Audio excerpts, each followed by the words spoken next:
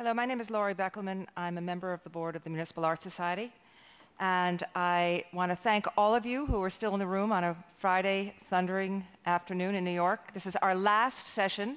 I promise that you will be excited, stimulated by what you're going to hear and see.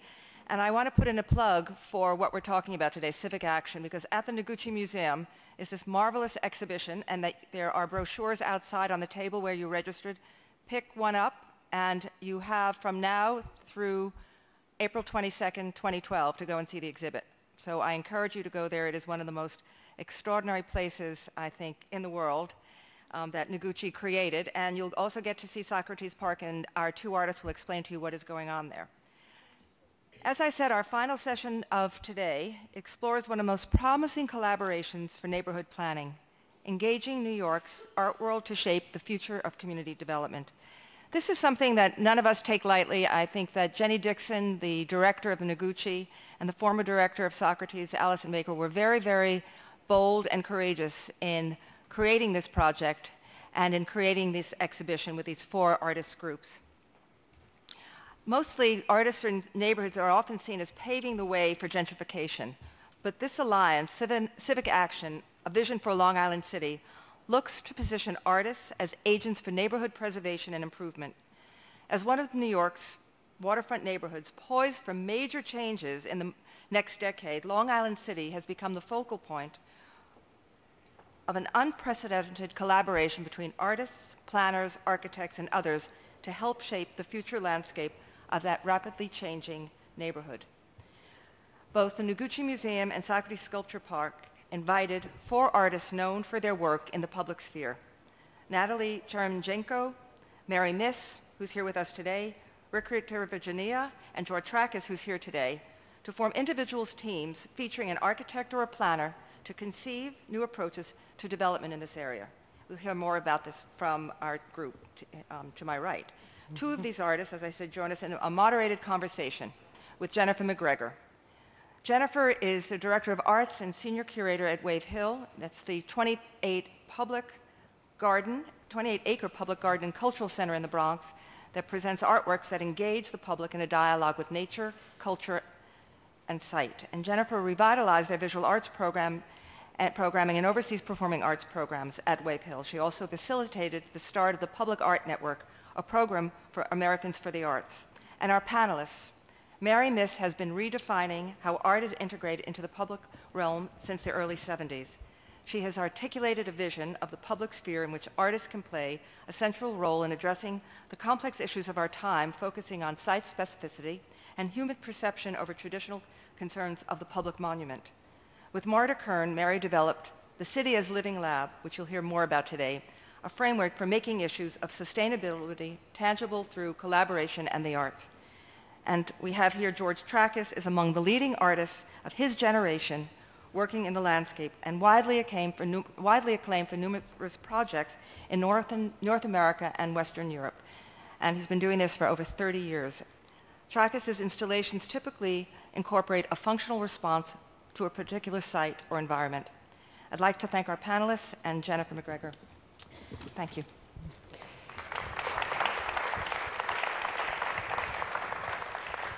Thank you, Laurie, and thank you to MAS for including this conversation that centers around engaging artists to revision the future of neighborhoods today.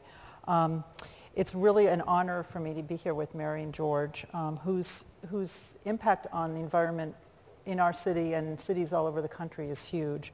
You can go to South Cove and the Union Square subway station to see Mary's impact, and George in the Newtown Creek nature walk is really fabulous way to reconnect with the waterfront, and also subway station.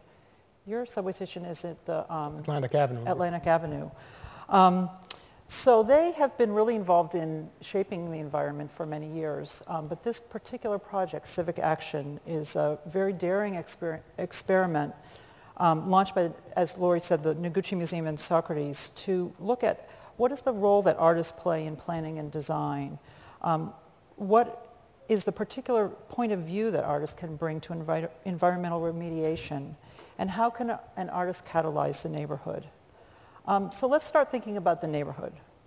Long Island City encompasses the eastern edge of Queens, and we're starting to see some pictures of Socrates Sculpture Park right now. It's 500 square blocks between Newtown Creek and 33rd Street. It includes the neighborhoods of Hunters Point, Ravenswood, Astoria, Dutch Kills, and Sunnyside. Its history is one of transition from farmland to industrial center with incredible large-scale infrastructure, bridges, ferries, rail lines, highways crisscrossing the entire area. But there's a particular history here that's different than other parts of the city because over the last 30 years, the impact of artists working in the area has been huge. Through studios and through institutions. But particularly for this project, Isamu Noguchi moved into the neighborhood in 1960, and Mark DeSuvero joined him 2 decades later. And it's their vision has really established Long Island City as this really important cultural area. So I think it's particularly fitting that the Noguchi Museum and Socrates have come together in this unprecedented way to invite artists to look at a neighborhood. They recognize how quickly the neighborhood was changing and how that change is rapidly affecting the whole community. So Civic Action brought these artists together.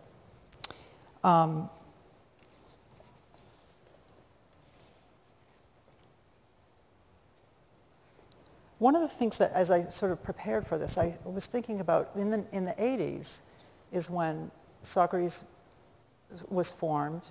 It was when the Noguchi Museum was formed.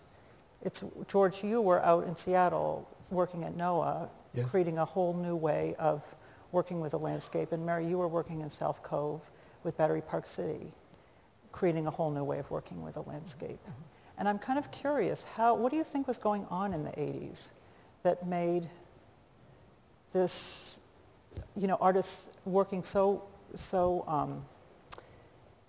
deliberately out of the studio, so deliberately wanting to engage in a collaborative way of working?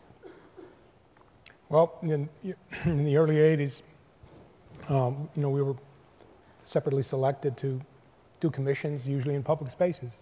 And we just had big ideas, so we just kind of went beyond the parameters. We did not work on the base that was perhaps allocated to us, and we worked the whole landscape in front of a building or behind a building, or in the context of a landscape show. Project in Nature in '75 was a maverick kind of beginning for certain projects out in nature, and the whole field was opened up essentially by artists like Heiser and Smithson, and they were out in the wilderness. We didn't have that choice, nor the backing, so we pretty much started working in an urban context, but in the same way.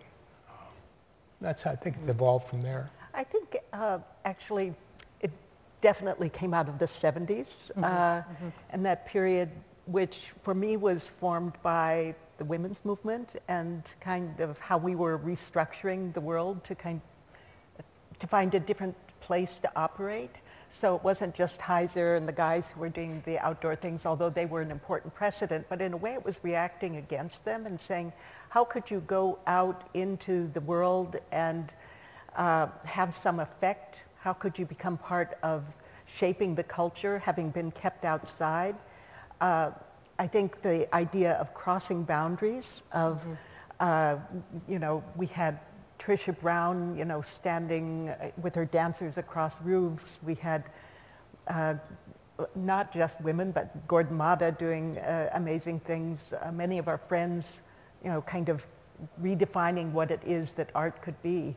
And by the time the 80s came around, we started to get to actually do a few things in permanent form. I think that's what the big surprise was. So one of the things that I've always found fascinating with South Cove is that you had done a temporary project in what was the landfill at Battery Park City probably the Early 70s. early 70s. And then you're invited back there to do this permanent project. Yes, it was very strange because I was living downtown and I saw this big open space and I thought, I want to do something there. And I did a project that really was very important for me, but it was kind of taking a very small grant from the New York State Council on the Arts and going out with a few friends and putting up these boards, one after the other, with circles cut out of the center of them.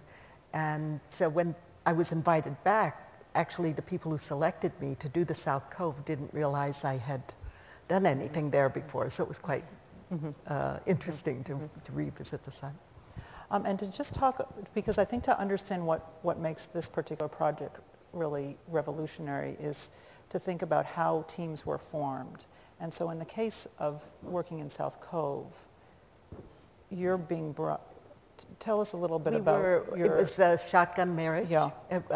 Stan Eckstedt and a landscape architect and I were put together, and we had very different ideas, but I think it was one of these very pressured situations where you had to make things work immediately, and we just did it. And but I think it gave us ideas about other ways of functioning.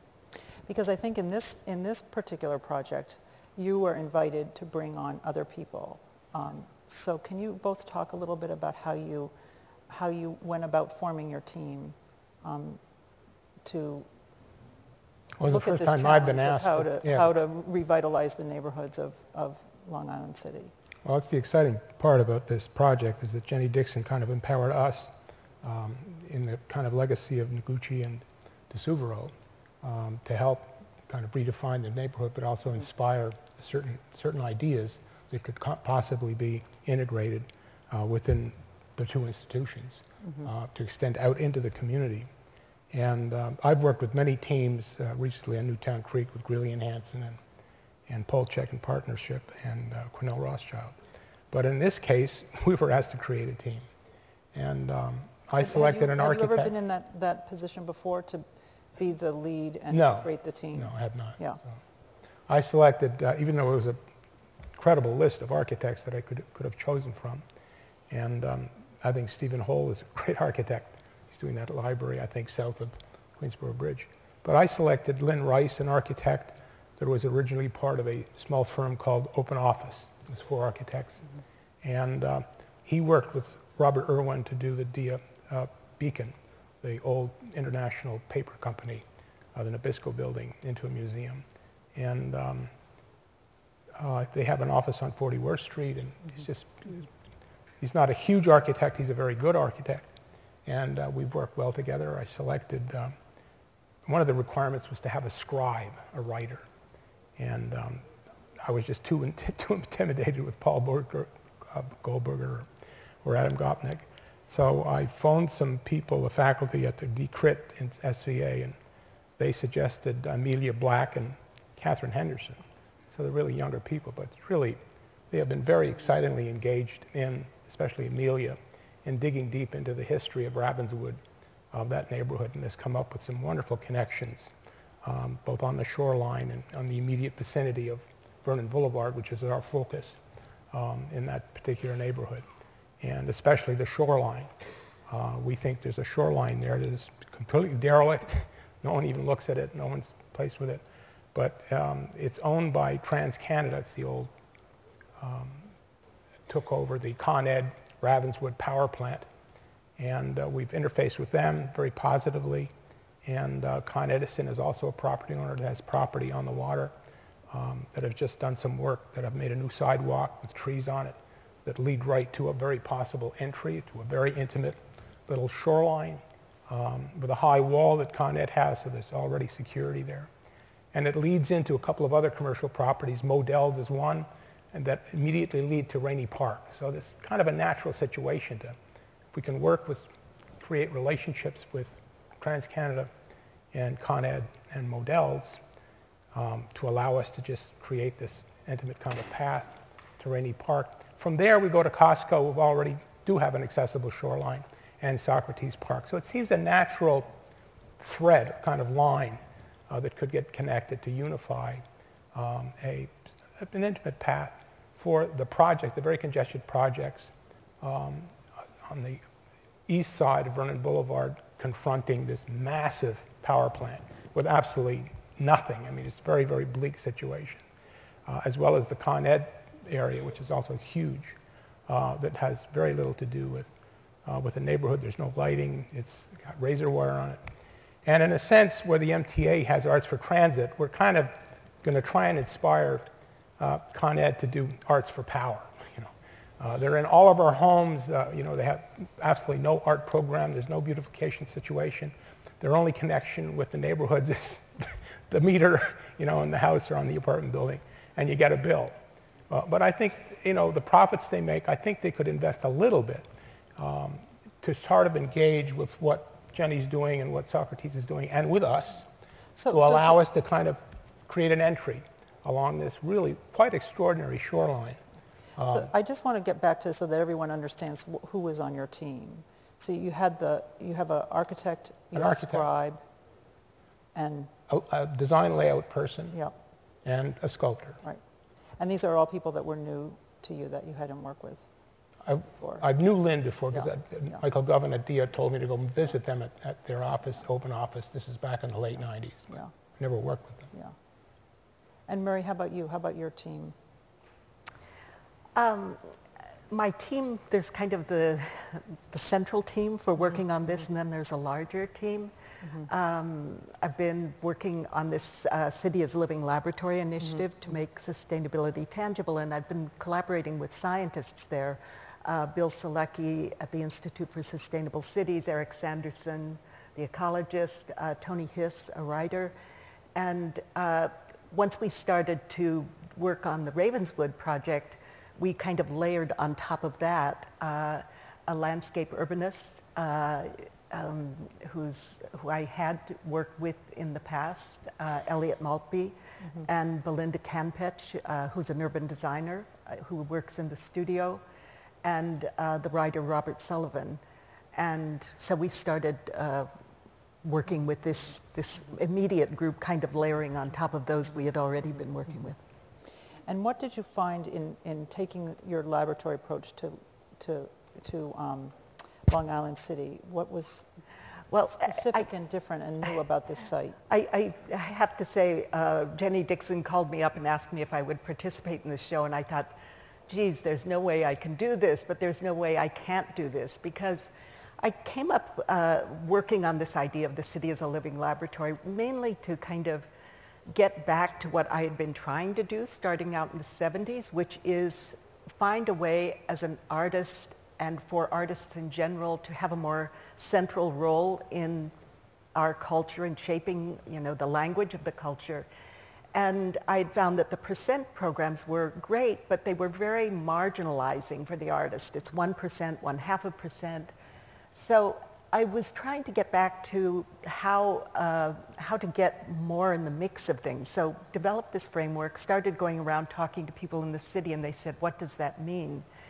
And so I realized I had to do precedent projects. So here in New York, through conversations with people in city planning, started an initiative to look at the corridor of Broadway and see how that could become a place where sustainability, the city's efforts, Plan YC, could become apparent to people on the street, not just through interdepartmental memos between DOT and other, parts of the city.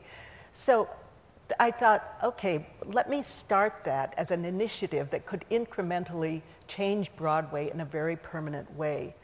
But I was lucky enough through a meeting of scientists and artists that I was asked to attend to meet Eric Sanderson, Bill Selecki, Cynthia Rosenzweig, and others. But how do others get a chance to do that?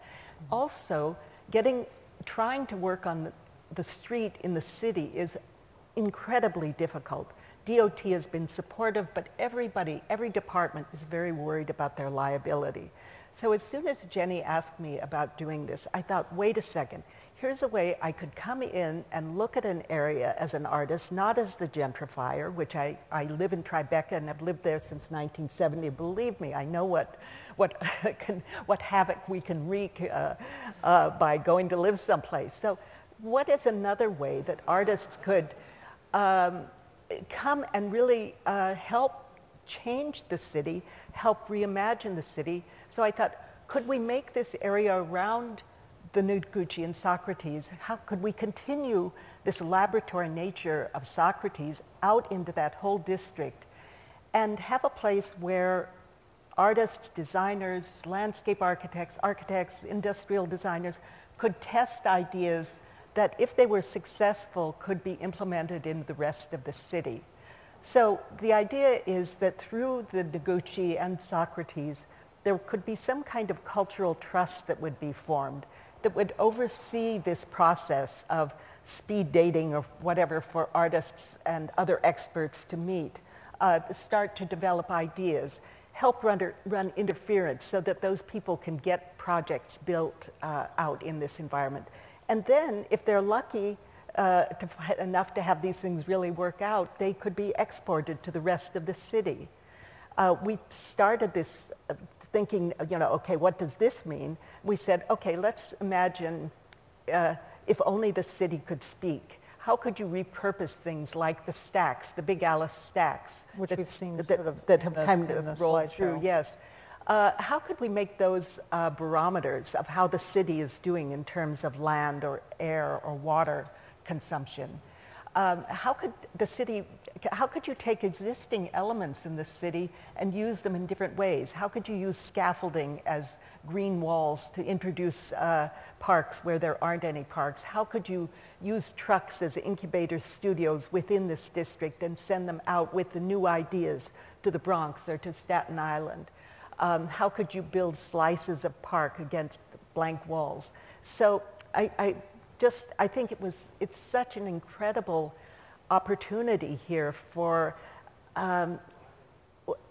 people in the arts, visual thinkers, visionary thinkers, to help cities reimagine themselves. That's the main thing that I think this project, this whole exhibition, with Rick Ritzworth's work, with Natalie's, with George, with mine, we're not seeing this as a competition of who's got the best idea, but how can you all go out to that exhibition, see it, and begin to imagine these ideas being layered as a first layer upon this place, to be followed by many more to come in the future.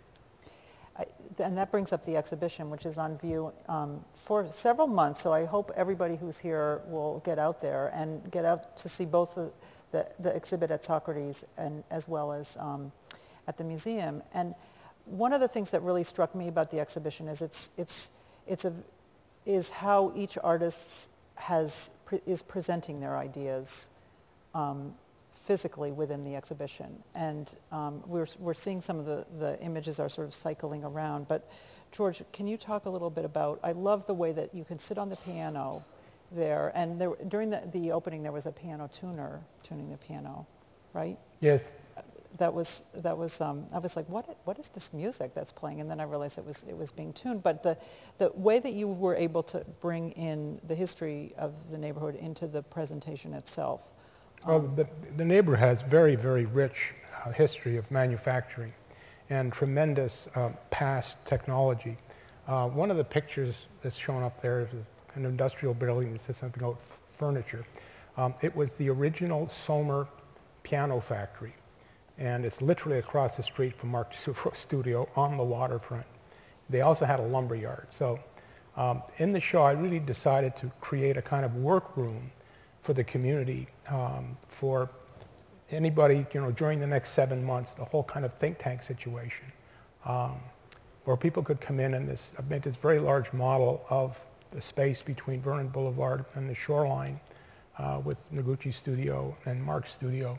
And in that context, there's the Sommer piano factory. And I have some lumber underneath, some parts of pianos from a kind of piano graveyard that I found up in Holyoke, Massachusetts. But I also found a Sommer baby grand that these guys said when I asked them, yeah, we have a Sommer baby. So for $200, I got this incredible, beautiful baby grand piano that we've installed. So when you sit down at the piano, ivory keys, you're looking at the Sommer piano factory out the window. It's really just very exciting. And there's a lot of other materials in the show that I brought in. Under the table is a kind of foundation of of what exists now and kind of to inspire new ideas for the for the future, respecting the past. And I think that that's actually one of the strengths of the exhibition is that it has this potential of engaging the community to come and do activities and be, each of your projects has an interactive component to it. So it's not just presenting your findings as a kind of, this is it, this is what we found. It's the beginning of an extension of the dialogue that you've already been having to have come to this point. So one of the things that I think that's particularly exciting is it shows the process of thinking about the space while the process is going on. And we were talking before, so often you just see the completed work at the dedication and you really don't see what, how it is developed. And this exhibition will give you the chance to do that. The next phase of the exhibition is creating an element that will be in Socrates Sculpture Park. Do you know what you're going to do that, or how does that part come about? As we were kind of struggling with how do you get these ideas about a place in an exhibition, that was the hard part. But the main thing is we did want to, if only the city could speak, or if people could speak to us about the city. And so, we laid our ideas out as clearly as we could. We've got this idea of actually using speech bubbles on the millions of verticals that you find out on the streets in Long Island City. But we went over to Socrates, and to kind of jumpstart that part of the project, we've converted the container at Socrates Sculpture Park. You saw a Photoshop image up there, but now they're actually the red and white bands and the speech bubble around the window. And George is going to bring some of his models and put them in there. We hope to have some gatherings there with community groups trying to get ideas about things people would like to see happening in the area. At a test project for Broadway, we had a really interesting event where we did a recipe exchange. We don't know what we're going to be doing with this container, but all of the artists will hopefully be using it. So we've kind of begun that next step into Socrates. So I think I can see that our clock is kind of winding down here, and I really appreciate everybody's patience. We're kind of the closing act at the end of a really stimulating long conference, and it's. But we did want to just have a chance to open for questions if anybody has a question. As people are pausing, can I just kind of throw a question out to you? I really am curious. We have percent for art funds. We have traditional ways of, funding art. But as we think about this new district in Long Island City, here we are with the Municipal Art Society helping us. How could a cultural trust operate? How could new ideas be funded? How could this be taken forward? Does anybody have any ideas? Big question.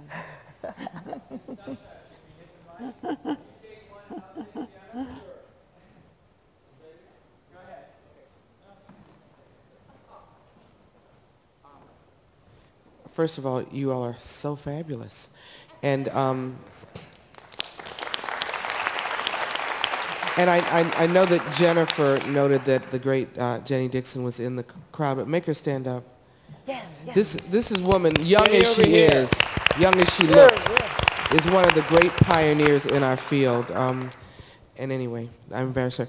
I think there are multiple models within our system, Mary, and I really wish that Norma Munn were here, because she's someone who's worked really hard on unpacking ways to do everything from tax credits to energy credits and all of that. And our basic goal for about 30 years, right, Pat and Pam, has been to give all the money to the arts.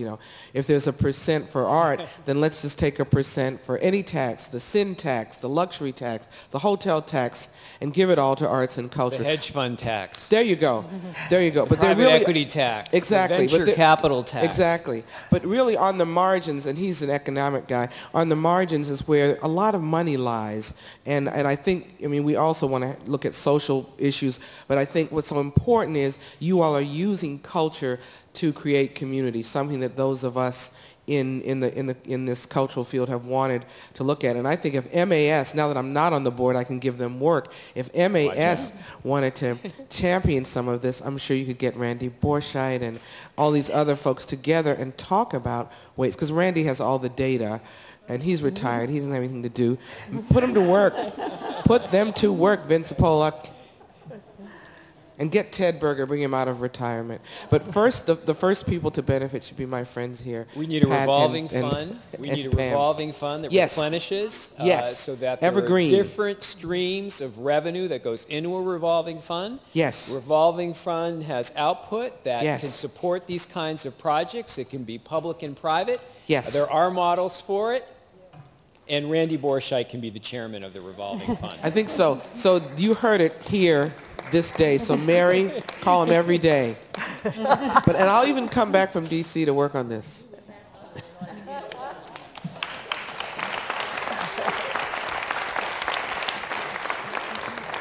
That's good. Yeah. Thank you. Thank you very much. That was a great question.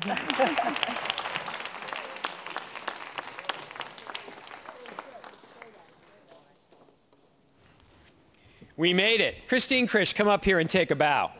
Come up here and take a bow. Christine did a tour de force job. Oh, come up here. Take a bow. Christine did a tour de force job over the last 2 days. All the MES staff that are still here, stand up. Extra points for still being here. Come on, Juan Camilo, stand up. You've got legs. Raju, come on, up, up, up. Jessica, up. These guys have worked so hard. Thank you all. Thanks to all the afternoon participants, to Laurie, to Ken, to Carl, to Norm, to Mary, to John, to Roseanne, to Mac, and all the great panelists today. It's been a tremendous 2 days. I'm going to keep this super short. I'm not going to forget them. Don't worry. I'm still being stage managed. We're at the come on, we're in overtime and I'm being stage managed.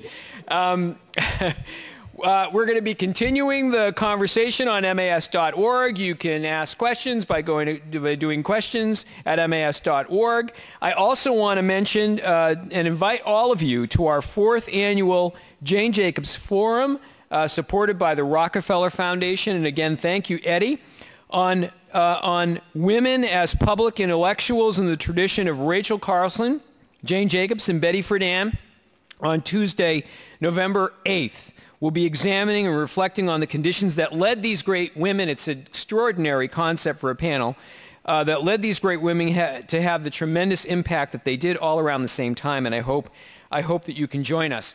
Over these past 2 days, none of this would have been possible without the generous donation of our supporters. And again, on behalf of MAS, I want to recognize the Rockefeller Foundation, the Ford Foundation, Tiffany & Company Foundation, American Express, Con Edison, Forest City Ratner, the Education Foundation of America, the William and Mary Grieve Foundation, the Charles H. Revson Foundation, the Laurie M. Tisch Illumination Fund, related companies, Jazz at Lincoln Center, the New York Times, Crane's New York Business, and Architizer. I want to thank all of those supporters. Frank, you're amazing. Frank and Karen, amazing duo. All the Dalzell Productions team, thank you. Hope to see all of you very soon at other MAS programs and on the trail for an even more livable New York. Thank you and have a great weekend.